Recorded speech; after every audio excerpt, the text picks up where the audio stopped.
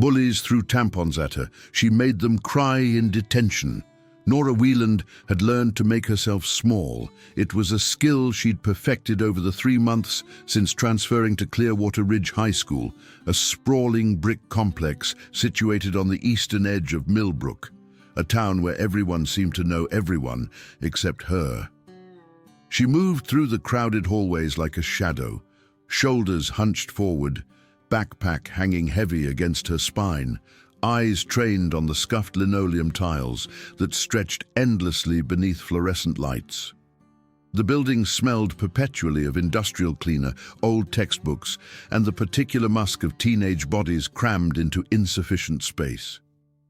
Clearwater Ridge had been built in the 70s, and it showed in the peeling paint around doorframes, the temperamental heating system that made some classrooms sweltering and others frigid, and the way sound echoed strangely in the main corridor that connected the academic wing to the gymnasium. She was new, transfer students always were, but Nora carried additional weight that marked her as different. Her father's military career had moved their family 7 times in the past decade. Each relocation, another reset button pressed on whatever fragile social connections she'd managed to build. This time, they'd landed in Millbrook after her father's retirement, settling into a modest ranch house on Sycamore Drive, where the front lawn sloped downward and dandelions pushed through cracks in the driveway. Her mother worked double shifts at the hospital. Her father spent hours in his woodshop in the garage, and Nora existed somewhere in between, a quiet satellite orbiting a family still figuring out how to be stationary. She was thin in a way that made her clothes hang awkwardly, all angles and sharp bones, with pale skin that burned easily, and dark hair she kept pulled back in a practical ponytail. Her face was unremarkable, features neither pretty nor plain, just forgettable, which suited her fine. She wore the same rotation of jeans and neutral-colored hoodies, nothing that drew attention, nothing that invited questions. At her old school in Virginia, she'd started to find her footing, had even made a friend or two. But that was before the move, before Clearwater Ridge, before everything became about survival rather than belonging. The cafeteria at Clearwater Ridge was a cavernous space with floor-to-ceiling windows along one wall that looked out onto the student parking lot. And beyond that, the football field where the goalposts stood like sentinels against the autumn sky. Round tables dotted the room in clusters, each claimed by its own social tribe. Athletes congregated near the windows, their letter jackets and loud laughter creating a barrier that felt almost physical. The drama kids occupied tables near the far corner, scripts and energy drinks scattered between them. Honors students claimed territory near the entrance, and various other groups filled in the remaining spaces, leaving the tables along the back wall for the outcasts, the loners, the ones who didn't quite fit anywhere else. Nora usually ate quickly, mechanically, her lunch brought from home in a plain brown bag, because cafeteria food required standing in line, required being seen, required existing in space that felt too exposed. She'd found a spot at a table near the emergency exit, half hidden behind a structural pillar, where she could observe without being observed. But observation was different from invisibility, and the first incident happened on a Tuesday in late September, when the afternoon sun slanted through those western windows at an angle that made everything golden and deceptively peaceful. She'd been reaching for her water bottle when something wet and cold hit the side of her face. Laughter erupted from a table behind her, sharp and cruel, like breaking glass. She didn't turn around, didn't acknowledge it, just wiped the milk from her cheek with the napkin she'd been using, the liquid already soaking into her hoodie sleeve. Her hands trembled slightly as she gathered her things, appetite gone, the sandwich she'd been eating suddenly tasteless as cardboard. The laughter followed her out into the hallway, and she heard a voice, clear and cutting through the ambient noise. "Did you see her face?" God, she didn't even react. What a freak. That voice belonged to Brittany Ashford, a name Nora had learned to recognize within her first week at Clearwater Ridge. Brittany commanded attention the way some people commanded armies, through force of personality and strategic cruelty. She was beautiful in the way that high school rewarded, all long legs and perfect hair that fell in waves past her shoulders, honey-colored and always catching the light. She wore makeup that looked effortless, but probably took an hour, clothes that whispered expensive without screaming it, and she moved through the school like she owned it, which, socially speaking, she basically did. Her father owned the largest car dealership in 3 counties, and her mother sat on the school board, facts that insulated Brittany from consequences in ways that became increasingly obvious as the weeks passed. Brittany didn't work alone.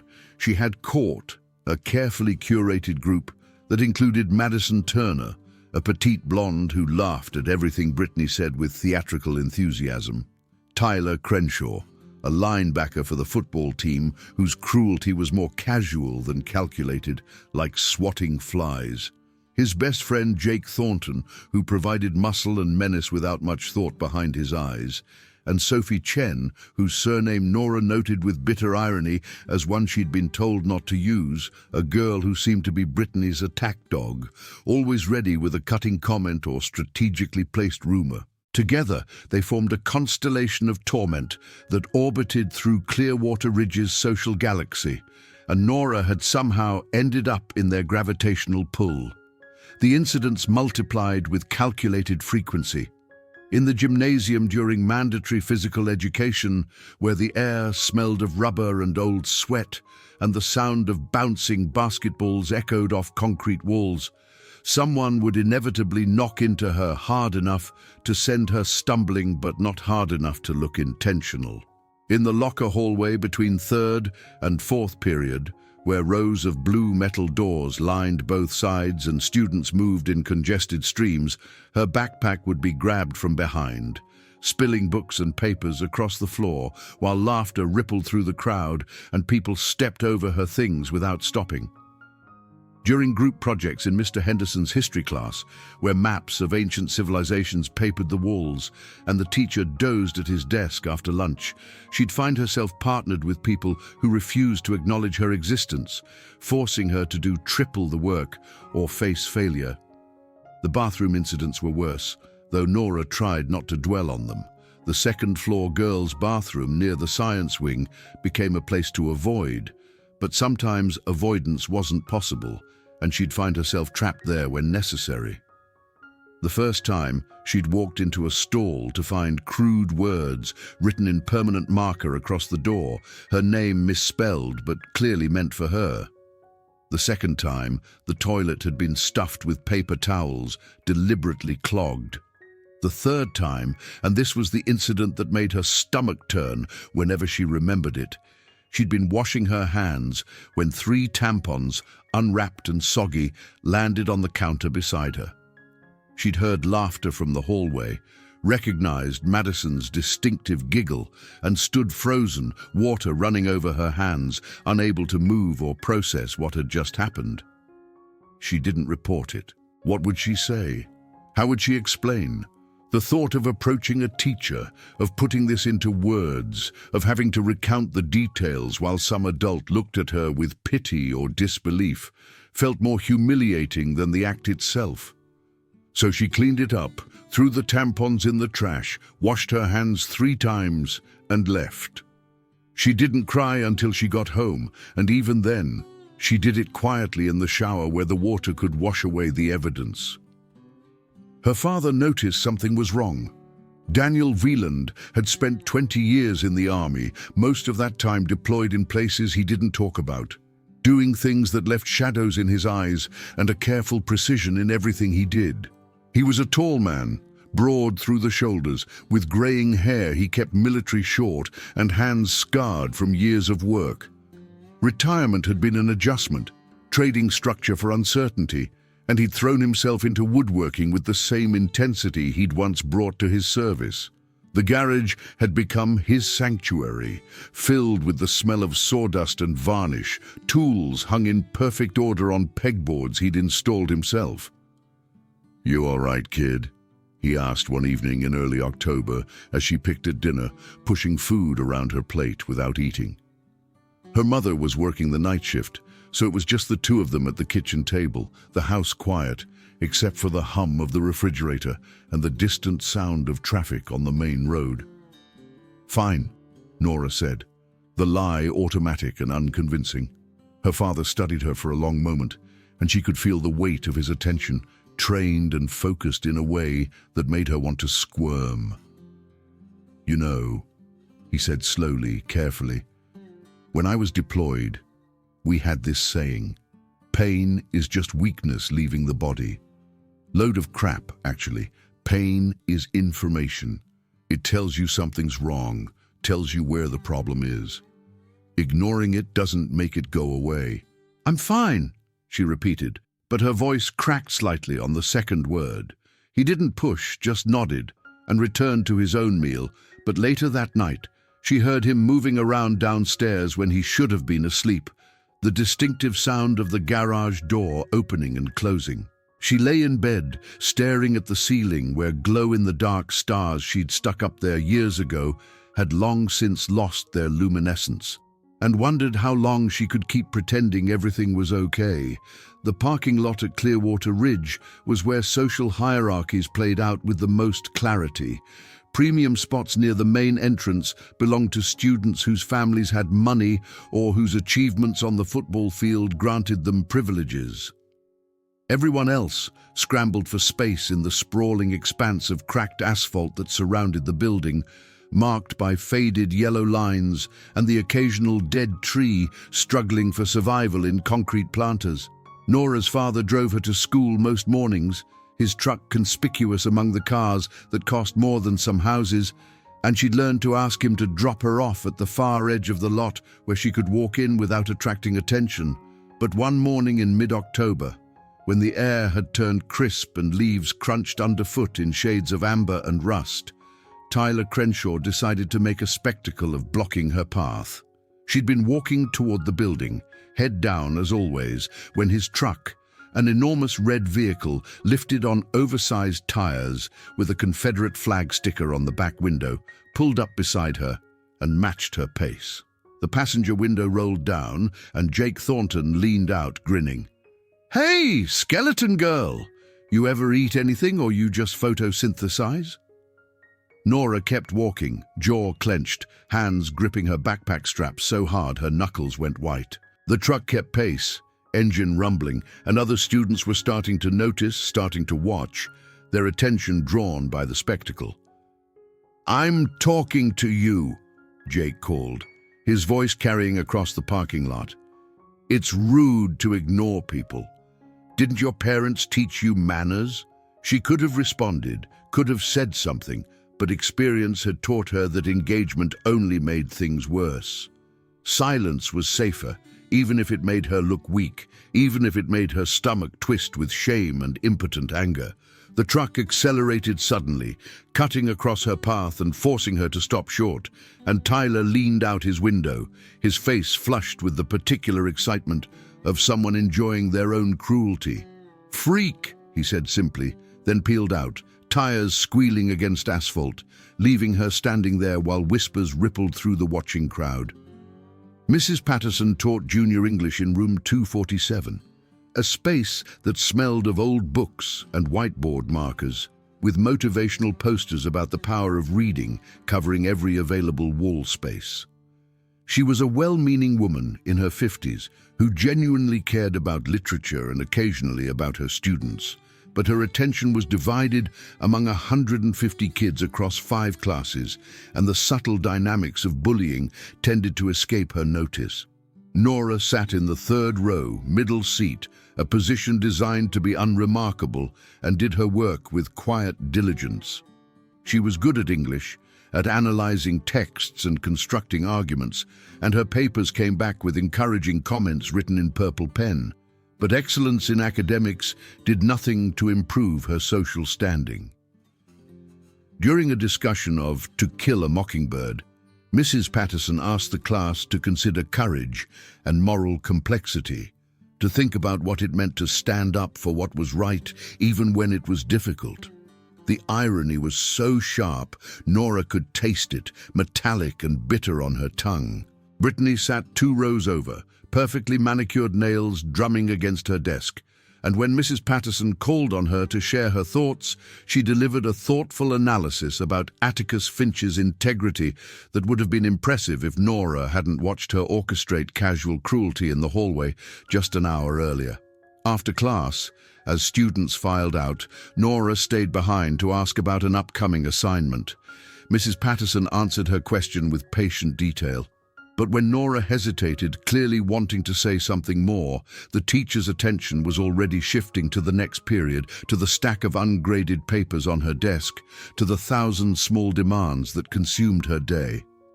The moment passed, and Nora left, the words she'd almost spoken dissolving like sugar in rain. The library at Clearwater Ridge occupied the entire 2nd floor of the western wing, a surprisingly beautiful space with high ceilings and tall windows that looked out over the athletic fields. Mrs. Chen, the librarian, and apparently no relation to Sophie, had cultivated an atmosphere of studious calm, enforcing her rules with a combination of stern looks and genuine care for the students who treated her domain with respect. Nora had discovered early on that the library was one of the few places at school where she felt relatively safe, where the ambient noise was controlled and the behavior monitored closely enough that overt bullying was difficult. She spent lunch there sometimes, when the cafeteria felt too dangerous, eating her sandwich quickly in a study carrel on the 3rd floor mezzanine, surrounded by reference books nobody used anymore, and the musty smell of aging paper. From that vantage point, she could see most of the library below, could watch students working or pretending to work, could observe the complicated social dynamics that played out even in this supposedly neutral space. She saw couples whispering in corners, study groups that were more about socializing than studying, and the occasional student genuinely absorbed in research or reading. One afternoon in late October, as rain drummed against the windows and the sky outside had turned the color of bruises, Nora noticed someone watching her. An older man, maybe in his 60s, with silver hair pulled back in a short ponytail and wearing a custodian's uniform, was standing near the circulation desk with a broom in hand, but his attention was clearly on her rather than the floor he was supposedly sweeping. When their eyes met, he didn't look away or pretend he'd been doing something else. Instead, he nodded once, a small gesture that might have meant nothing or might have meant everything, and then returned to his work.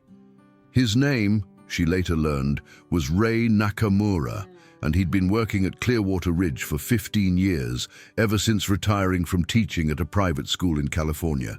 He moved through the building like a ghost, cleaning classrooms after hours, maintaining the grounds, fixing things that broke, and generally being invisible in the way that support staff often were.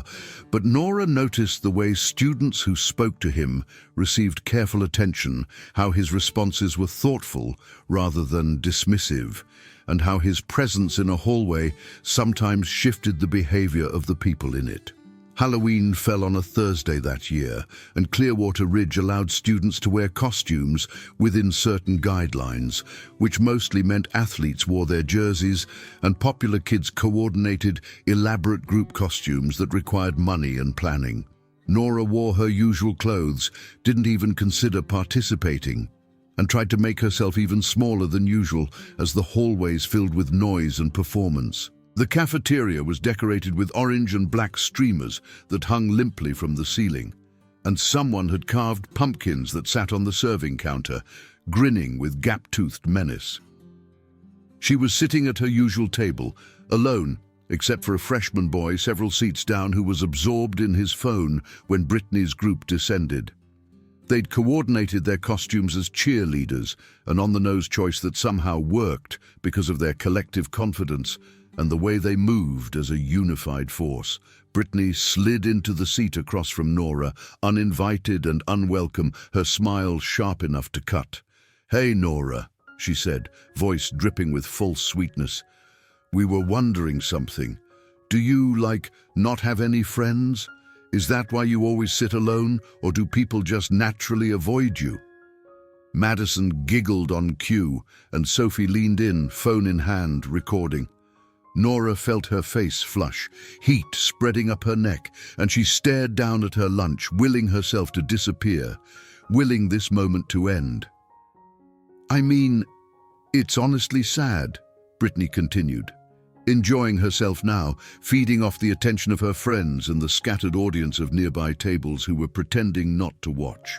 "You come here, you don't talk to anyone, you dress like you raided a homeless shelter, and you just exist. What's the point? What are you even doing here?"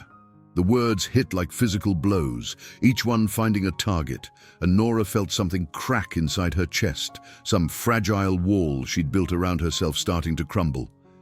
But she didn't respond, didn't give them the satisfaction, just sat there and took it until Brittany got bored and left, trailing laughter and the smell of expensive perfume.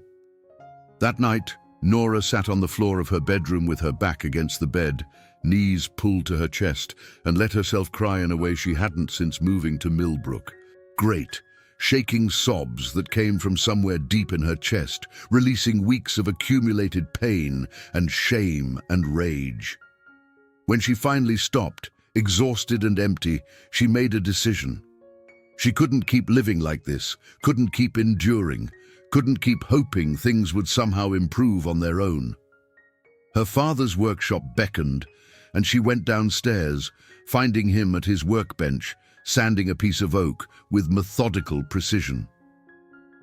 He looked up when she entered, saw her red-rimmed eyes and swollen face, and set down his tools. "Tell me," he said simply. And she did. The words came haltingly at first, then in a rush, everything spilling out, the milk in the cafeteria and the bathroom incidents, and the parking lot confrontation, and the daily accumulation of small cruelties that had worn her down to nothing. Her father listened without interrupting, his face unreadable, and when she finished, he was quiet for a long moment. "You remember when you were 8, he finally said, "and your mother and I enrolled you in those martial arts classes?" Nora nodded. She'd taken Taekwondo for 3 years, earning her green belt before yet another move had interrupted her training. She'd enjoyed it, the structure and discipline, the way her body had learned to move with purpose and control. But that had been years ago, before puberty and growth spurts had left her gangly and uncoordinated, before she'd learned that being small and quiet was safer than being noticed. "You were good at it," her father continued. "Natural balance, good instincts. You stopped because we moved, not because you wanted to. What if we started again? Not Taekwondo necessarily, but something. Self-defense maybe. Just for you, just to have it." "I don't want to fight them," Nora said quietly. "I'm not suggesting you should," her father replied. "Fighting's always the last option, the failure state. But knowing you could if you needed to, that changes something. Changes how you carry yourself, how you see the world. Confidence isn't about beating other people, it's about not being afraid of them." The conversation planted a seed, and over the following days, it grew. Her father made calls, asked around, and discovered that Ray Nakamura, the custodian from school, had taught martial arts for 30 years before retiring, had even run his own dojo in Sacramento. When Daniel Wieland approached him about private lessons for his daughter, Ray had studied him with sharp eyes that missed nothing, asked a few pointed questions, and agreed. They began training the following Monday after school in the auxiliary gym, a smaller space attached to the main gymnasium that was used for wrestling practice and generally sat empty in the late afternoons. Ray moved with the kind of economy that came from decades of practice, nothing wasted, everything purposeful, and he approached teaching with the same careful precision. "First lesson," he told Nora as she stood uncertainly in the center of the room, which smelled of industrial cleaner and rubber mats. "You need to understand that martial arts isn't about fighting.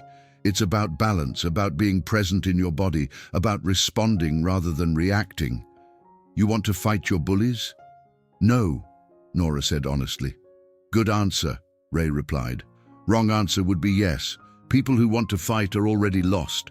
We train so we don't have to fight, so the option exists but doesn't control us. Make sense? It didn't entirely, but Nora nodded anyway. Ray had her spend the first hour simply standing, correcting her posture with gentle adjustments, teaching her how to ground herself, how to distribute her weight, how to breathe from her center rather than her chest. It was boring and difficult and nothing like the movies she'd watched, where training montages compressed weeks of work into 3 minutes of inspirational music. But she came back the next day, and the day after that, and slowly, incrementally, things began to shift. Ray taught her footwork, how to move efficiently, how to create distance or close it depending on need. He taught her blocks and strikes, but more importantly, he taught her awareness, how to read body language, how to see an attack coming before it landed. They worked on falls, on rolling, on how to protect herself if thrown or knocked down. He was patient and exacting, correcting the same mistake 20 times without frustration, building muscle memory through repetition. At school, nothing changed immediately. Brittany's group continued their campaign of harassment, finding new and creative ways to make Nora's life difficult. They spread rumors about her, told people she smelled bad, or had lice, or was failing all her classes, none of which was true, but all of which stuck in the way that cruel fictions often do. They excluded her from group projects and complained to teachers when forced to work with her, making her seem like the problem. They posted photos of her on social media with mocking captions, and while Nora didn't have accounts to see them, other students did, and the whispers followed her through hallways. But something small was changing inside her, a shift in foundation that wasn't yet visible to others, but that she could feel growing stronger. When someone knocked her shoulder in the hallway now, she didn't stumble as easily, her center of gravity more stable, her body automatically adjusting. When Brittany's voice cut across the cafeteria with another mocking comment, Nora's breathing stayed steady, controlled, the panic that used to flood her system now contained. She was learning to exist in her body differently, to trust it in ways she never had before. November arrived with early darkness and cold rain that turned the athletic fields to mud and made the parking lot a treacherous landscape of puddles. Nora had developed a routine now, school to training to home, her days structured around survival and incremental improvement. She'd stopped eating in the cafeteria entirely, preferring the library or sometimes just walking the outdoor paths that wound around the building, eating her lunch alone, but at least in peace. Her grades remained solid, her teachers continued to ignore her, and the bullying continued with depressing consistency. Ray added meditation to their training, teaching her to sit in silence for 20 minutes at the start of each session, focusing on her breath, learning to quiet the constant stream of anxious thoughts that plagued her. At first, it was torture, her mind racing, every small sound a distraction, but gradually she found she could settle into it, could create a small space of calm that existed independent of external circumstances. "The mind is everything," Ray told her one evening as they sat in the dim auxiliary gym, the only light coming from the emergency exit signs at each door. "Your bullies, they want you afraid. Fear gives them power. But fear is just a thought, just electrical signals in your brain. You can observe it without being controlled by it. You can feel afraid and still act with courage. That's the secret they don't tell you. Courage isn't the absence of fear. It's functioning despite it." Nora thought about that constantly in the following days. She watched herself feel afraid when Brittany approached in the hallway, noticed the spike of adrenaline, the acceleration of her heartbeat, the way her muscles tensed. But she also noticed that she could keep walking, could maintain her composure, could function despite the physical response. It was a revelation, understanding that emotions were real but not necessarily true, that she could feel something without being defined by it. The romantic element entered her life unexpectedly in the form of Cameron Reed, a quiet student who sat behind her in calculus and who existed in his own form of social invisibility. He was tall and lanky, with shaggy brown hair that fell into his eyes and a tendency to wear band t-shirts for groups Nora had never heard of. He played guitar, spent most of his time in the music room, and seemed utterly indifferent to the social hierarchies that governed most of Clearwater Ridge. When he asked to borrow a pencil one morning, it was the first time anyone at school had spoken to her for a reason that wasn't cruel, and she'd been so surprised she'd almost dropped her entire pencil case. They started talking, small exchanges at first, about homework and teachers, and nothing of consequence, but gradually expanding into actual conversations. Cameron noticed she ate lunch alone and started joining her on the outdoor paths, sitting on the cold concrete bench near the maintenance building where few other students ventured. He didn't ask about her social status or why she kept to herself, didn't seem to care about any of it, which made him either remarkably perceptive or wonderfully oblivious. They talked about books and music and the fundamental absurdity of high school social dynamics, and for brief periods, Nora could forget about everything else. Brittany noticed because Brittany noticed everything, and the targeting intensified. One afternoon in late November, as Nora and Cameron walked toward the parking lot together, Tyler's truck pulled up with its usual aggressive rumble, and Brittany leaned out the passenger window. "Oh, look!" she called out, voice carrying. "The freaks found each other." How adorable. Cameron's expression darkened, and Nora could feel him tensing beside her, could sense he was about to say something, but she caught his arm and shook her head slightly. Engaging was losing, she'd learned that much. They kept walking, and the truck followed for a while before peeling off with the kind of engine rev that was designed to intimidate. "How do you deal with them?" Cameron asked later, as they sat in his beat-up Honda in the far corner of the parking lot, the heater running, condensation fogging the windows. "They're relentless." "I'm learning," Nora said, and it was the most honest answer she could give. December brought finals and holiday decorations and a general sense of chaos as the semester wound toward its conclusion. Nora's training with Ray had intensified, moving from basics into more complex techniques, combinations of movements that required thought and planning and split-second decision-making.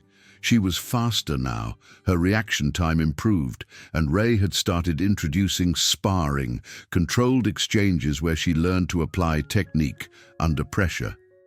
He never let her win, which she appreciated, but he also didn't overwhelm her, calibrating his responses to push her just beyond her current capabilities.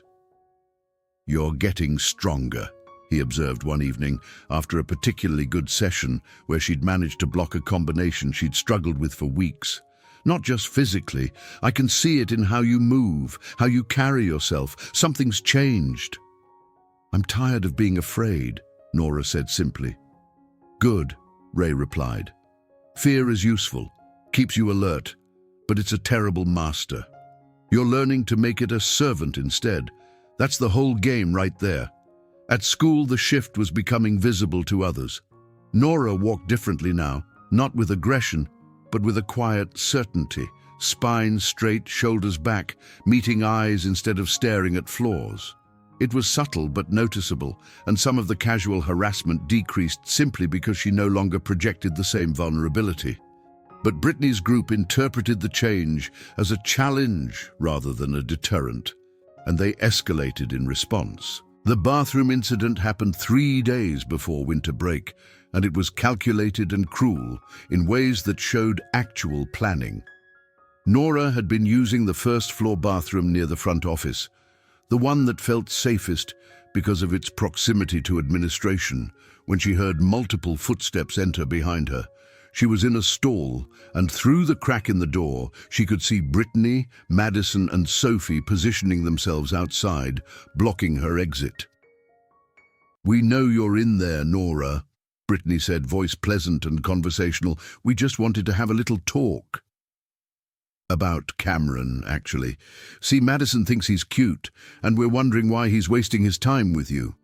You didn't, like, trick him or something, did you? Nora said nothing, heart pounding, but her breathing stayed controlled. Technique Ray had drilled into her over countless hours. She heard movement, the sound of something being placed against the stall door, and realized they were trying to barricade her in, pushing a trash can wedged against the door handle.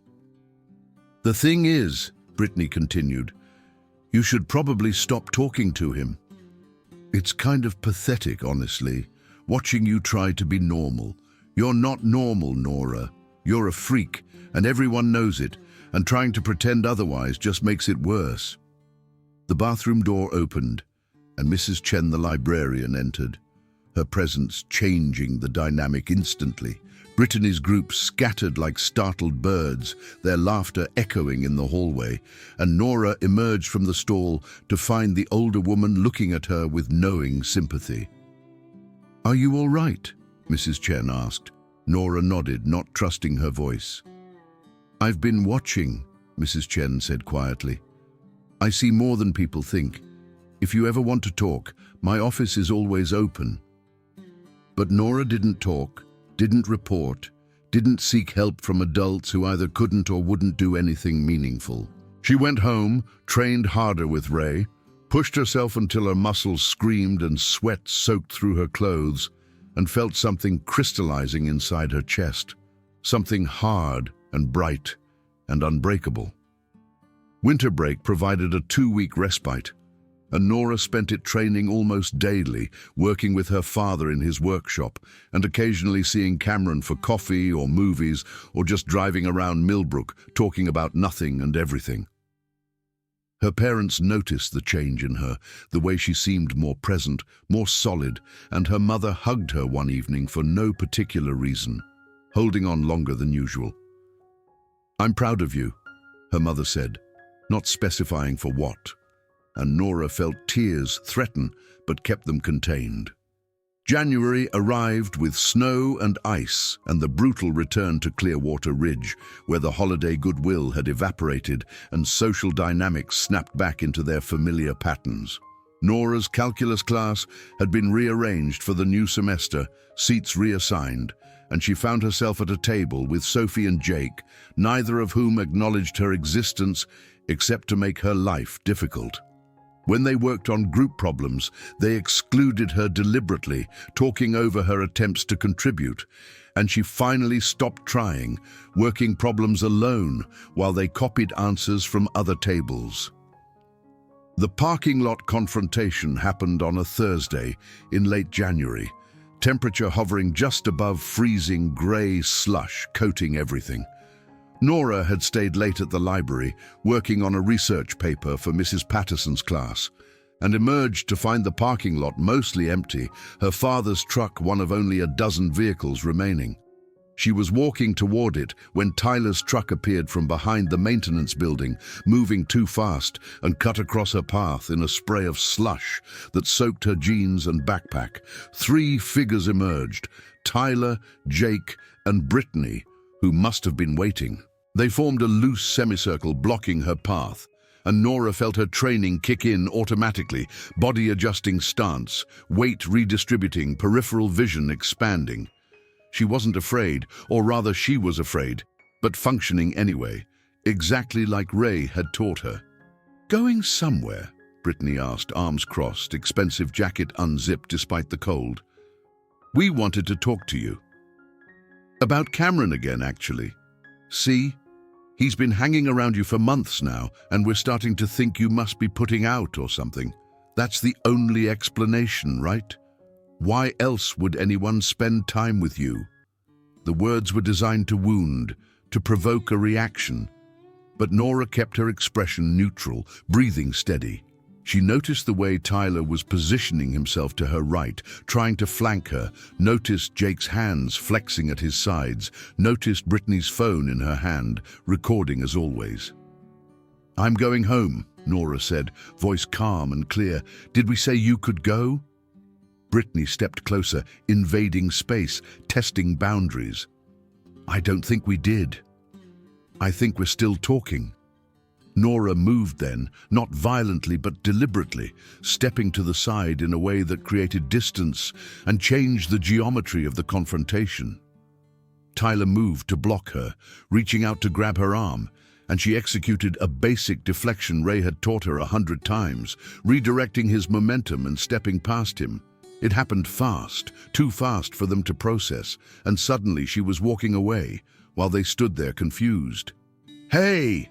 Tyler shouted, recovering, and she heard footsteps behind her, running now. Every instinct screamed to run, to panic, but Ray's voice was in her head. "Movement is information. Use it. Don't fear it." She stopped and turned, and Tyler nearly ran into her, surprise registering on his face. They stood there for a frozen moment, and Nora saw something click in his expression, some recognition that the dynamics had shifted in ways he didn't understand. "Don't touch me," Nora said quietly. He didn't. None of them did. She walked to her father's truck, got in and drove away while they stood in the parking lot, their confusion and anger palpable even from a distance. The incident changed something, tipped some invisible balance, and the targeting intensified with focused malice. Brittany's group began a whisper campaign, spreading rumors that Nora was violent, unstable, that she'd threatened them in the parking lot, that she was dangerous. Teachers started looking at her differently, warily, and she was called into Vice Principal Howard's office for a meeting that felt like an interrogation. Mr. Howard was a tired man in his 50s who seemed perpetually overwhelmed by his job, and he listened to Brittany's carefully crafted story about feeling threatened with obvious sympathy. When he asked Nora for her side, she kept it simple, factual, and devoid of emotion.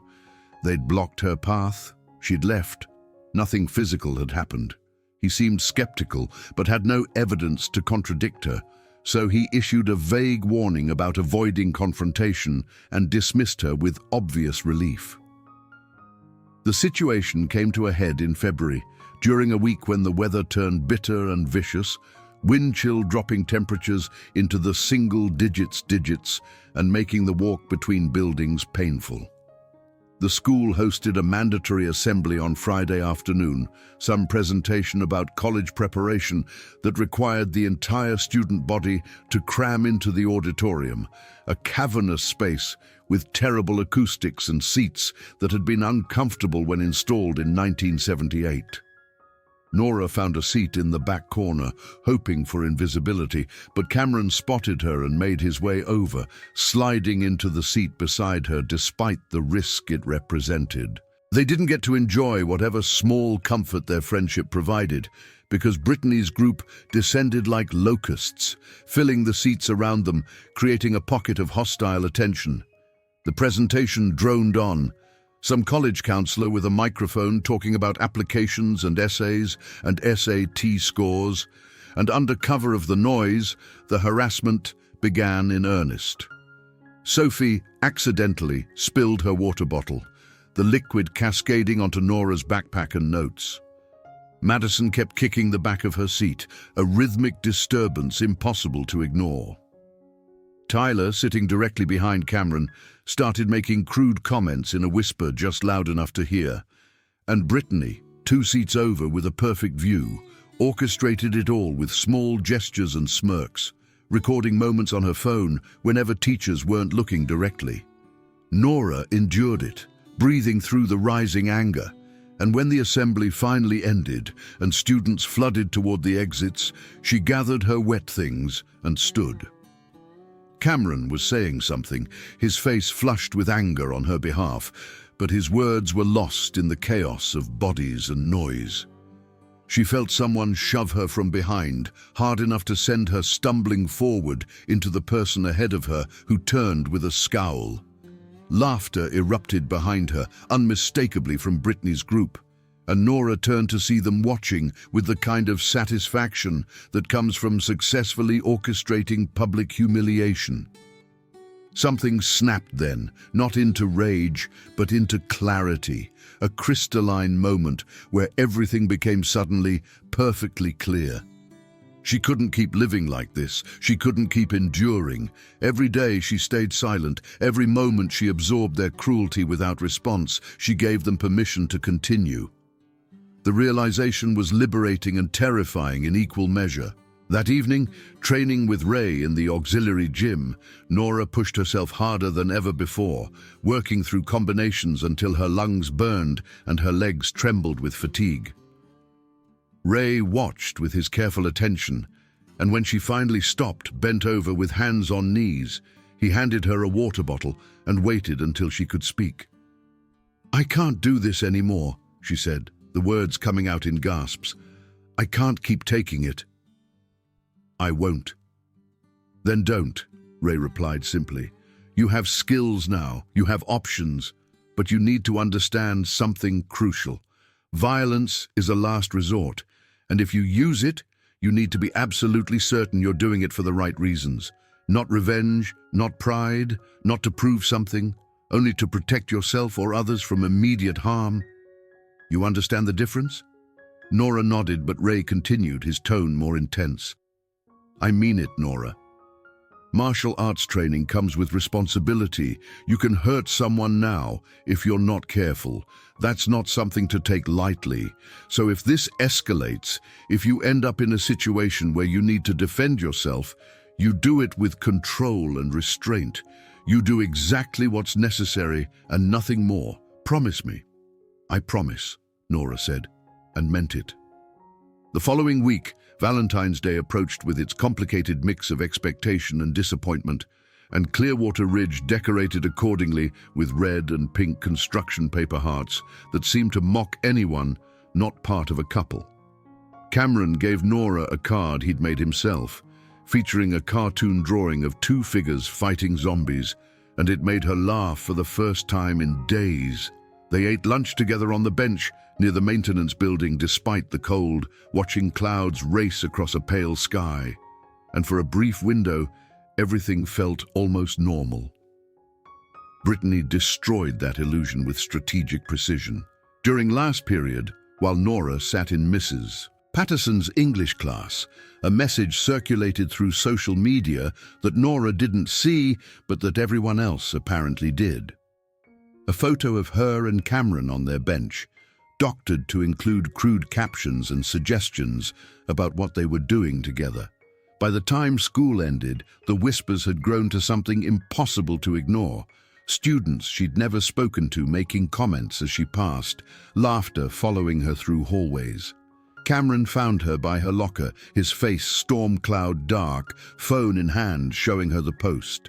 The comments underneath were vicious, anonymous cruelty unleashed behind screen names and fake profiles, and Nora felt something inside her shift again, hardening into something that felt dangerous. "I'm done," she said quietly. "What are you going to do?" Cameron asked. "I don't know yet," Nora replied. "But something." The opportunity presented itself the following Monday, when Mr. Howard announced a new policy. Students involved in ongoing conflicts would be assigned to group mediation sessions during lunch detention, a restorative justice approach the district was piloting. When Nora received the notice that she'd been assigned to Tuesday's session along with Brittany, Madison, Sophie, Tyler, and Jake, she understood that this was the moment, the convergence she'd been unconsciously waiting for. She trained harder than ever that night with Ray, working through scenarios, practicing control, building the muscle memory that would allow her to respond rather than react. Ray seemed to sense something significant was approaching and doubled down on lessons about restraint and proportional response. "Whatever happens," he told her as their session ended, "you stay in control. You remember why you're doing this. Not to hurt them, not to humiliate them, but to establish boundaries and protect yourself. That's the only acceptable reason. Everything else is just revenge wearing a costume." Tuesday arrived with unseasonable warmth, February pretending to be April, and Nora moved through her morning classes with focused calm that felt almost meditative. When lunch period arrived, she didn't go to the cafeteria or the library, but instead reported to room 152, a small classroom in the administrative wing that had been set up for the mediation session. Mr. Howard was there along with Ms. Rodriguez, the school counselor, both looking vaguely uncomfortable with the whole arrangement. Brittany's group arrived last, filing in with the kind of performative annoyance that suggested they viewed this entire thing as beneath them. They sat on one side of the arranged chairs, Nora alone on the other, the adults positioned at the head of the circle like referees at a boxing match that hadn't started yet. Mr. Howard began with a scripted speech about respect and communication and finding common ground, words that sounded hollow in the small room's stale air. Ms. Rodriguez tried to prompt discussion, asking each person to share their perspective, but Brittany's group coordinated their responses with practiced ease, presenting themselves as confused and hurt by Nora's unfriendly behavior, suggesting she was the aggressor, the problem, the source of all conflict. "I just don't understand why she's so hostile," Brittany said, her voice perfectly calibrated to sound wounded and sincere. "We've tried to be nice, to include her, but she's just so angry all the time. It's honestly scary." Madison nodded vigorously and Sophie added, "She literally threatened us in the parking lot. We have witnesses." The lies were so smooth, so coordinated, that for a moment Nora felt the old panic rising, the sense that she was drowning and no one would help. But then she caught Ms. Rodriguez's eye and saw something there, some flicker of skepticism or understanding, and she realized that the adults weren't completely fooled. They just didn't have enough evidence to act. "Would you like to respond?" Mr. Howard asked Nora, his tone suggesting he hoped she wouldn't. "Yes," Nora said, surprising herself. She'd planned to stay quiet, to endure this like everything else, but suddenly that plan seemed insufficient. "Since September, they've harassed me constantly, thrown things at me, spread rumors, vandalized my belongings, blocked my path, made crude comments, excluded me from group work, photographed and mocked me online, and done everything possible to make me feel unwelcome and unsafe at this school. I haven't responded because I was taught that violence isn't the answer and that adults would handle it. But adults haven't handled it, so here we are." The room went silent. Brittany's group looked genuinely shocked that she'd spoken, that she'd pushed back, and Mr. Howard's expression suggested he was deeply uncomfortable with where this conversation was heading. "Those are serious accusations," Ms. Rodriguez said carefully. "Do you have evidence?" "Some," Nora replied, "but most of it's their word against mine, which is why it's continued. They're careful, and they know how to make me look like the problem." "This is ridiculous," Brittany said, her mask slipping slightly, irritation showing through the performance. "She's making things up because she's paranoid and antisocial. We've never done anything to her." "You threw tampons at me in the bathroom," Nora said, her voice steady and clear. "You put them on the counter while I was washing my hands and laughed about it. That was you, Madison and Sophie, in late September." Madison's face went pale, confirming the accusation even as she stammered a denial. The adults exchanged glances, and Mr. Howard looked like he wanted to be anywhere else. "I think," Ms. Rodriguez said slowly, "we need to have some individual conversations and possibly investigate these claims more thoroughly. This mediation session isn't the appropriate venue for—" She was interrupted by Tyler, who'd been silent until now, suddenly standing with chair scraping loud against linoleum. "This is such bullshit," he said, anger making his face red. "We have to sit here and listen to this freak make up stories. She's the problem. She's always been the problem. Just look at her." "Tyler, sit down," Mr. Howard said sharply, but Tyler was beyond control now, the careful facade his group had maintained collapsing under the weight of their collective frustration. "No," he said, "I'm done pretending like we're supposed to care about her feelings. Nobody likes her. Nobody wants her here. She should just transfer again, go somewhere else, because she's never going to fit in at Clearwater Ridge. The words hung in the air, confirmation of everything Nora had said, and Mr. Howard looked stricken, Ms. Rodriguez angry, and Brittany furious at Tyler for dropping the mask so completely. In that moment, watching them turn on each other, Nora understood something fundamental about bullies. They were only powerful as a unified front, and the second that unity fractured, they became just scared kids lashing out because they didn't know what else to do. "Get out," Mr. Howard said to Tyler, pointing at the door. "All of you, out. We'll be having separate conversations with parents present. This is over." They filed out, sullen and resentful, and Nora remained seated while the adults whispered urgently to each other, clearly trying to figure out how to handle a situation that had spiraled beyond their expectations. Ms. Rodriguez finally turned to her, and her expression was sympathetic but helpless. "I'm sorry," she said quietly. "I believe you. But proving any of this, taking action, it's complicated. These are serious allegations, and without clear evidence." "I understand," Nora interrupted, because she did. The system wasn't designed to help her. It was designed to minimize liability and maintain order, and she was a disruption to both. She gathered her things and left, walking through hallways that felt different somehow, lighter, because she'd finally said the truth out loud and watched their carefully constructed lies crumble. But she also understood that speaking up had consequences, and they manifested quickly.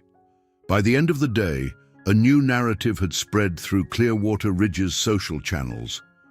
Nora had lied to get Brittany's group in trouble, had made up elaborate stories because she was jealous and attention-seeking, and was now on some kind of crazy revenge mission. The Whisper campaign intensified, and students who'd previously been neutral now seemed to view her with suspicion or hostility. Cameron found her after school, worried and angry. "They're spreading stuff everywhere," he said. "Complete lies, and people are believing them." "Let them," Nora replied, calmer than she felt. "It doesn't matter what they say anymore." But it did matter. And it got worse. Over the next several days, the harassment escalated in ways that felt coordinated and malicious. Someone spray-painted crude words on her locker, and while it was removed quickly, everyone saw the photos first. Her backpack went missing from the locker room during gym and was found in a trash can outside, contents scattered. Anonymous accounts sent threatening messages to her email, and though she couldn't prove who was behind them, the language and tone made it obvious. The breaking point came on a Friday in early March, during what should have been an ordinary day. Nora had developed strategies for navigating Clearwater Ridge's various danger zones, timing her movements to minimize exposure, but some confrontations were unavoidable. She was walking from calculus to her locker, hallway crowded with students moving between classes, when she turned a corner and found herself face to face with a man in a suit face with Brittany's entire group clearly waiting for her. They'd positioned themselves strategically, blocking the corridor, forcing other students to flow around them like water around stones. Brittany stood at the center, arms crossed, and her expression promised nothing good. "We need to talk," she said. Not quite loud enough to attract teacher attention, but loud enough that surrounding students could hear. "You told Howard a lot of interesting stories. Made us all look bad. That wasn't very nice." Nora said nothing, assessing the situation automatically. 6 against 1, enclosed space, witnesses everywhere, teachers absent. Her training kicked in, body preparing even as her mind worked through options. "The thing is," Brittany continued, stepping closer, invading personal space in a way designed to provoke, "you're going to take it all back. You're going to tell Howard you made it up, that you were confused or whatever. And then you're going to leave Cameron alone. And you're going to keep your mouth shut, and maybe we'll stop making your life hell." "No," Nora said simply. The words seemed to surprise everyone, including herself. It was the first time she'd refused them directly, Without explanation or excuse, just a flat negation. Brittany's face transformed, pretty features twisting into something ugly. "Excuse me?" "I said no," Nora repeated louder this time. "I'm not taking anything back because it's all true. I'm not leaving Cameron alone because he's my friend, and I'm done with all of you."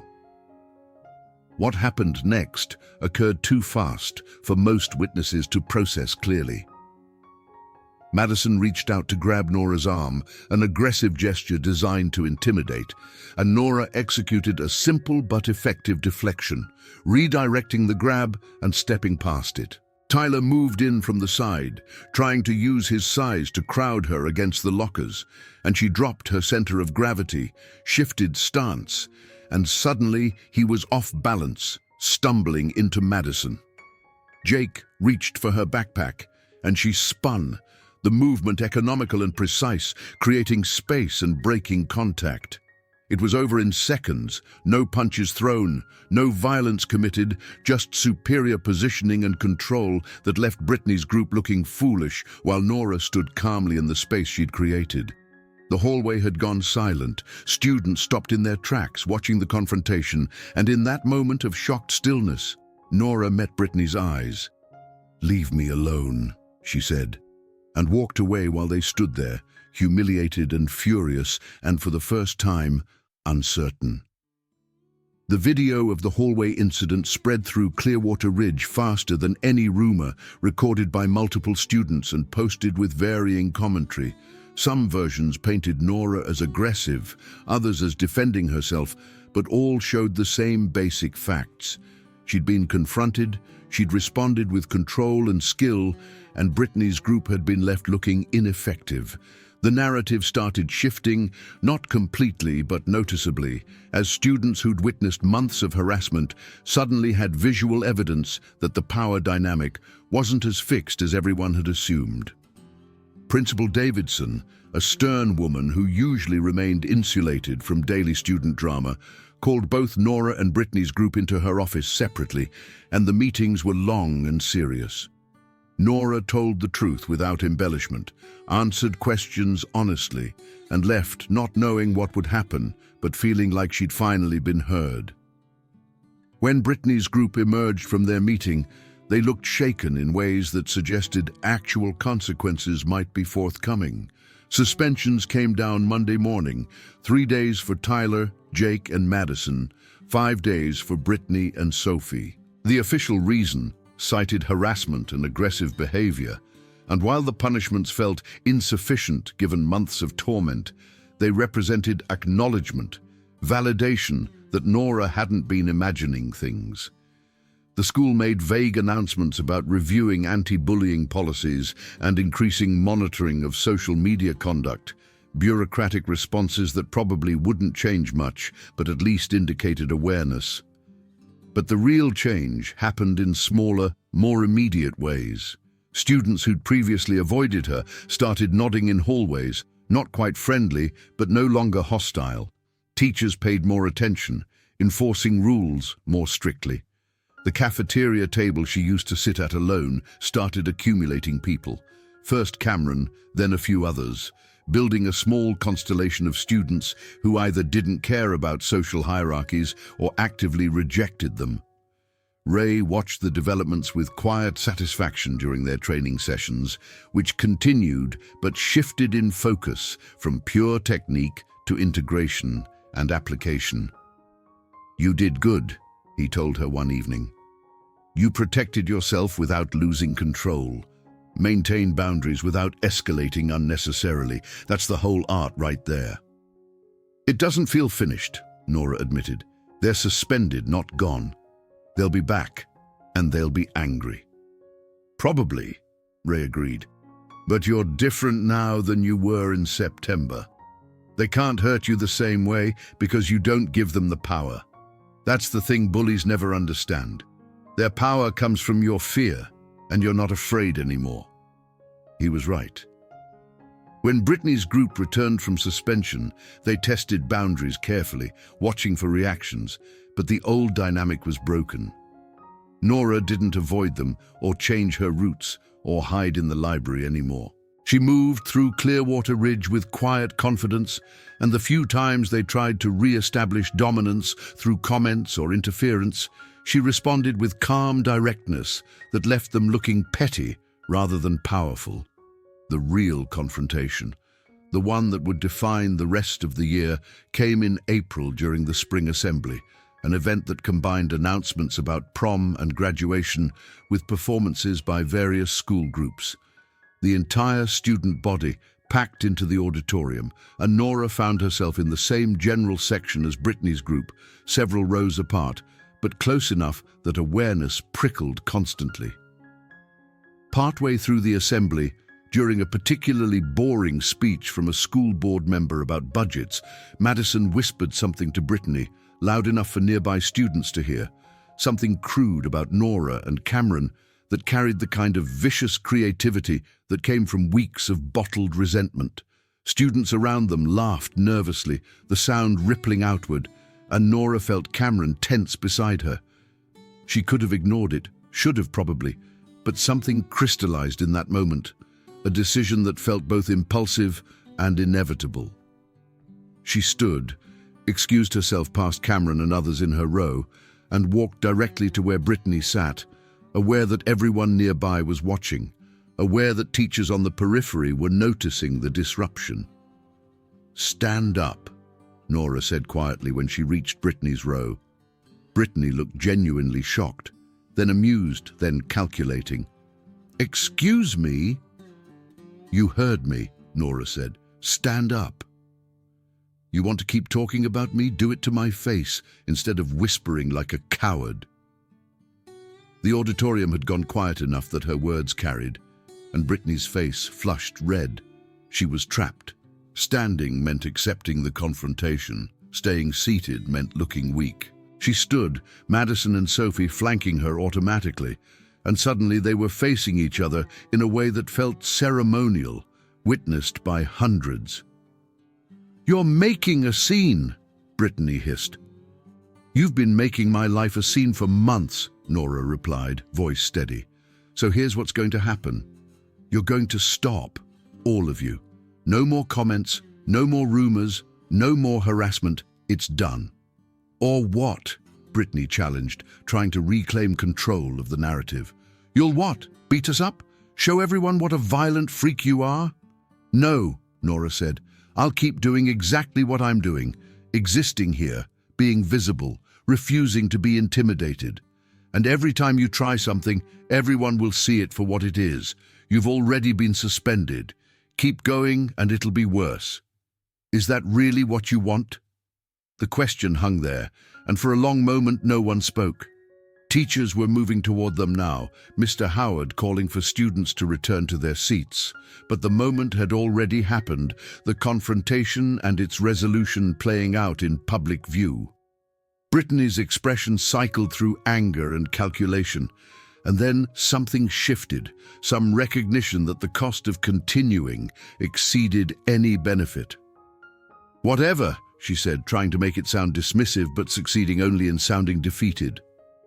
She sat back down, and Nora returned to her own seat, while whispers erupted throughout the auditorium and teachers tried to restore order. The assembly ended early, administration clearly spooked by the disruption, and students flooded out into the afternoon, with the incident immediately becoming the subject of endless discussion and speculation. Nora found herself surrounded by people wanting to know what had been said, what had happened, turning the confrontation into mythology before it had even cooled. Cameron found her by her locker afterward, eyes bright with something between admiration and concern. "That was incredibly stupid and incredibly brave," he said. "Probably more stupid than brave," Nora admitted, adrenaline finally fading and leaving her shaky. "But I couldn't just sit there anymore." "I know," Cameron said. "That's what made it brave." The aftermath unfolded over the following weeks as April turned into May and the school year accelerated toward its conclusion. Brittany's group maintained distance, not friendly but no longer actively hostile. Their energy redirected toward end-of-year concerns like prom and college decisions.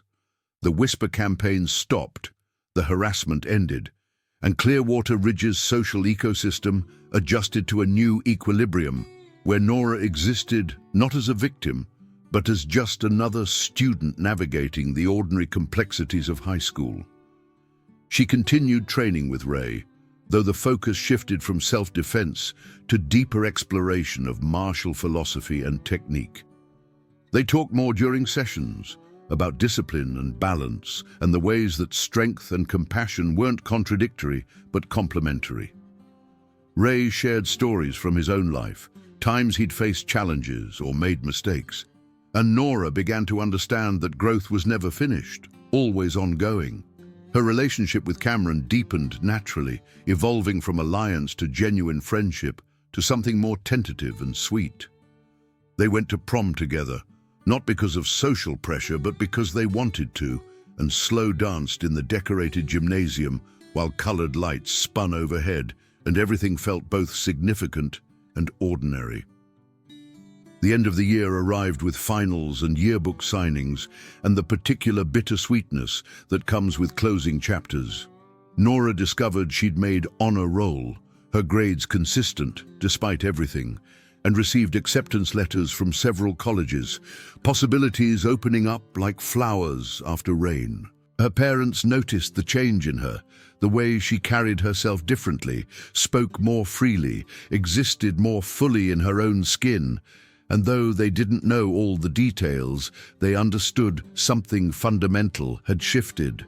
On the last day of school, as students cleared out lockers and said goodbyes and made promises to stay in touch that most wouldn't keep, Nora found herself in the auxiliary gym one final time with Ray. They didn't train, just sat on the mats and talked while afternoon light slanted through high windows, painting everything gold. "You know what I'm proudest of?" Ray asked. "What?" "Not that you learned to fight, though you did. Not that you stood up to your bullies, though that took courage. What I'm proudest of is that you did it without becoming like them. You could have responded with cruelty, with revenge, with violence, and no one would have blamed you. But you didn't. You stayed true to yourself, maintained your principles, and found strength without losing compassion. That's the real martial art, the one that matters." Nora felt tears threaten, the good kind. Release rather than pain. "Thank you," she said, "for everything, for seeing me when no one else did." "You saw yourself," Ray corrected gently. "I just provided some guidance. The courage was always yours." Summer arrived with its familiar rhythms of heat and freedom, and Nora worked at her father's woodshop, helped her mother with projects around the house, and spent long afternoons with Cameron exploring Millbrook's hiking trails and hidden corners. She kept training, incorporating it into her routine, not because she needed to defend herself anymore, but because she'd learned to love the discipline and clarity it provided. Word spread through Clearwater Ridge's alumni network, as these things do, about what had happened, about the quiet student who'd been targeted and had refused to break. The story got exaggerated in the telling, details added or changed, but the core remained true. She'd been bullied, she'd endured, and she'd eventually stood up, not through violence but through dignity and strength of character.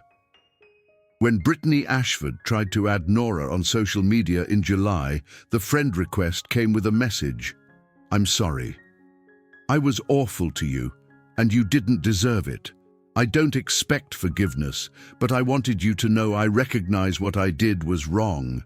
Nora stared at the message for a long time, considering her options. She could ignore it, block it, respond with the kind of cutting cruelty Brittany had once directed at her. Instead, she wrote back, "Thank you for saying that. I accept your apology. I hope you've learned from it." She didn't add Brittany as a friend, didn't try to build a relationship, but the brief exchange felt like closure, acknowledgement that people could change, that cruelty wasn't necessarily permanent. It wasn't forgiveness exactly, but it was something, a choice to let go of poison rather than carrying it forever. As summer faded into the approach of a new school year, Nora found herself reflecting on the journey from September to June, from invisible victim to visible survivor. She thought about the scared girl who'd started at Clearwater Ridge, how small she'd made herself, how thoroughly the bullying had broken her down before she'd learned to build herself back up. She thought about all the moments of humiliation and shame, the bathroom incidents and parking lot confrontations and casual cruelties that had accumulated like water wearing down stone. But she also thought about the growth, the training sessions with Ray, the conversations with her father, the friendship with Cameron, the slow accumulation of confidence and capability. She'd learned that strength wasn't about never being afraid, but about functioning, despite fear. That courage wasn't the absence of vulnerability, but the willingness to be vulnerable anyway. That justice didn't require cruelty, and compassion wasn't weakness. On the night before the new school year began, Nora stood in front of her bathroom mirror and barely recognized the person looking back. Same features, same basic appearance, but something fundamental had changed in the eyes, in the set of shoulders, in the way she held her head. She wasn't invisible anymore, wasn't trying to be. She existed fully, occupied space without apology, and met her own gaze with quiet assurance. Her father knocked on the doorframe, leaning against it with arms crossed. "Ready for tomorrow?" "Yeah," Nora said, and meant it. "I think I am." "You know," her father said, "when your mother and I decided to retire here, I worried about the move, about uprooting you again. I thought maybe we'd made a mistake, but watching you this year, watching how you handled everything, how you grew and fought and refused to break, I've never been prouder. You're stronger than I was at your age, stronger than most people ever get." "I had good teachers," Nora replied, thinking of Ray and her father, and even the bullies who'd inadvertently taught her about resilience and dignity. "Maybe," her father said, "but you did the work. That's all you, kid." The new school year began with its familiar chaos of first days and new schedules, and the particular energy that came with being upperclassmen rather than newcomers. Nora moved through Clearwater Ridge differently now, part of the ecosystem rather than prey within it, and found herself included in conversations, invited to study groups, acknowledged in ways that would have seemed impossible a year ago. Brittany's group maintained careful distance, not hostile but not friendly, existing in parallel rather than in conflict. Sometimes Nora caught Brittany watching her with an expression that might have been regret or resentment or simple curiosity, but they didn't engage beyond basic civility. Tyler had transferred to a private school, Jake had doubled down on football and rarely spoke to anyone outside the team, and Madison and Sophie had drifted into different social circles. The change was imperfect and incomplete because real life was messy and complicated, and people rarely got the clean resolutions that movies promised. But it was change nonetheless, a fundamental shift in dynamics and power that proved sustainable over time. Nora wasn't universally liked, didn't become popular or particularly social, but she was respected in ways that mattered more, and she'd built a small group of genuine friends who valued her for who she actually was rather than who she pretended to be. She continued training with Ray through the fall, their sessions evolving into something more philosophical than physical, discussions about life and choice and the ways that martial arts principles applied far beyond combat. They talked about balance and discipline, about responding rather than reacting, about the difference between strength and aggression. And Nora absorbed these lessons the way she'd once absorbed techniques, integrating them into her worldview. Cameron became her boyfriend, formally, sometime in October, the relationship acknowledged publicly after months of existing in comfortable ambiguity. They were good together, complementing rather than competing, and Nora found herself grateful for the timing, meeting him when she did, having him present during the worst of it but not defined by it. College applications consumed the fall and winter, essays and transcripts, and the strange process of trying to compress an entire life into digestible packages for admissions committees. When asked to write about a challenge she'd overcome, Nora chose carefully how much to reveal, ultimately crafting an essay about finding strength through adversity that was honest without being exploitative, reflective without being bitter. Acceptance letters arrived in spring, and she chose a school 3 hours away, far enough for independence but close enough for visits, a fresh start that felt earned rather than granted. Her parents cried at graduation, her father's eyes wet despite his stoic expression, her mother openly emotional in the way she'd always been. Ray attended, sitting in the back of the ceremony, and when Nora walked across the stage to receive her diploma, she looked for him in the crowd and found him nodding in approval. The summer after graduation felt different from all the summers before it, weighted with transition and possibility. Nora worked and saved money, spent time with Cameron knowing their relationship would change when they went to different schools, and trained with Ray one final time before leaving Millbrook. "You don't need me anymore," Ray said during that last session, his tone matter-of-fact rather than sad. "You've got the foundation, the understanding. Everything else is just practice and application." "I'll still need the lessons," Nora replied. "The lessons are yours now," Ray said. "You carry them with you." "That's how this works. I taught you what I could, but you made it your own. That's the only way it ever really works." They bowed to each other, formal and ceremonial, and Nora left the auxiliary gym for the last time, carrying with her not just techniques but an entire philosophy, a way of moving through the world that she'd fought hard to learn and harder to internalize. College began in late August, with its overwhelming chaos of new faces and places and expectations. Nora navigated it with the confidence she'd built at Clearwater Ridge, not fearless, but capable of functioning despite fear, not invincible, but resilient enough to handle setbacks. She made friends slowly, building connections based on genuine compatibility rather than social calculation, and found herself drawn to people who'd also survived their own challenges, recognized kindred spirits through some subtle recognition. She kept training, finding a martial arts school near campus and continuing to develop skills that had saved her in more ways than just physical. The practice remained grounding, a constant in the midst of change, and she discovered she enjoyed teaching, helping newer students the way Ray had helped her, passing forward the gift she'd been given.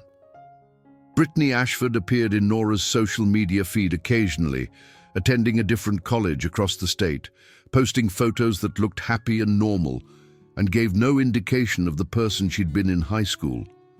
Nora didn't follow her, didn't engage, but she also didn't harbor active resentment anymore.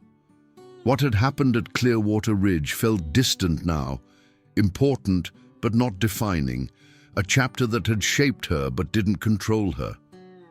Sometimes, usually late at night when studying or unable to sleep, Nora thought about the girl she'd been when she first arrived in Millbrook, so scared and small and desperate to disappear. She thought about the bathroom incident with the tampons, that moment of complete degradation that had seemed unendurable at the time, but that she'd survived. She thought about all the small cruelties and large ones, the accumulation of pain that had threatened to break her but had ultimately made her stronger. She thought about the hallway confrontation, standing her ground physically for the first time, and the assembly confrontation, using her voice when violence would have been easier. She thought about Ray's lessons on balance and restraint, her father's quiet support, Cameron's friendship, and all the small moments of grace that had allowed her to survive and eventually thrive. Most of all, she thought about the choice she'd made, again and again, to respond with dignity rather than cruelty, to seek justice rather than revenge, to protect herself without becoming like the people who'd hurt her. That choice had cost her, required more strength than violence would have, But it had also preserved something essential about who she was and who she wanted to become. The story didn't have a neat ending because life never did. Brittany's group hadn't been completely vanquished, hadn't learned perfect lessons, or been transformed into better people through dramatic revelation. Some of them probably still carried the cruelty that had made them bullies, redirecting it toward new targets or suppressing it through maturity and consequence. The systems that had failed to protect Nora hadn't been fixed, still failed other students in similar situations, still prioritized order over justice and plausible deniability over moral clarity. But Nora had changed, fundamentally and permanently, and that mattered in ways that extended far beyond her personal story. She'd learned that victims could become survivors, could become advocates, that strength and compassion weren't contradictory, that courage was a skill that could be developed rather than an innate quality some people possessed and others lacked. She'd learned that transformation was possible, painful but possible, and that the person you were at your worst moment didn't have to define the person you'd become. Years later, when she thought about Clearwater Ridge and the bullies who'd made her life hell before she'd learned to stand her ground, Nora felt not anger, but something closer to gratitude, though she'd never say that to anyone who hadn't experienced something similar. Not gratitude for the pain itself, which had been real and damaging and wrong, but gratitude for what surviving it had taught her, for the person she'd been forced to become in order to endure. She'd learned that you could be afraid and brave simultaneously, that silence could be strategic rather than weak, that patience was a form of power, that the strongest victories were the ones that preserved your humanity rather than proving your dominance. She'd learned that bullies were often scared kids, lashing out at targets safer than their actual problems, that understanding someone's motivations didn't require excusing their behavior, that compassion could coexist with boundaries. Most importantly, she'd learned that she was capable of far more than she believed possible, that the quiet, scared girl who'd arrived in Millbrook carrying the weight of too many moves and too little confidence had contained within her the seeds of the person she'd eventually become. Strong without being cruel, confident without being arrogant, capable of protecting herself without needing to prove anything to anyone. The tampons they'd thrown at her had been meant to humiliate, to reduce her to something shameful and less than human, to assert dominance through degradation. But she'd survived that, and everything else they'd done, had learned to fight without losing herself, had made them cry not through violence, but through the simple act of refusing to stay broken, of standing up and existing with dignity in a space they'd tried to deny her. That was the real victory, the one that mattered, not that she'd beaten them in some physical confrontation or gotten them expelled or achieved some dramatic revenge. The victory was that she'd survived, grown, transformed, and maintained her integrity throughout. She'd become stronger without becoming cruel, more confident without becoming arrogant, more capable without becoming violent. She'd learned that true strength wasn't about dominance, but about balance, not about defeating others, but about maintaining yourself, not about proving you were better, but about refusing to be diminished. And in learning that, in becoming that, she'd achieved something far more valuable than any revenge could have provided. She'd become someone she could respect, someone she could be proud of, someone who'd faced darkness and chosen light, not because it was easy, but because it was right. The bullies had thrown tampons at her, had tried to break her spirit, had done everything they could to make her small and scared and ashamed. And she'd responded not with matching cruelty, but with dignity and strength and the quiet determination to be more than they'd tried to make her.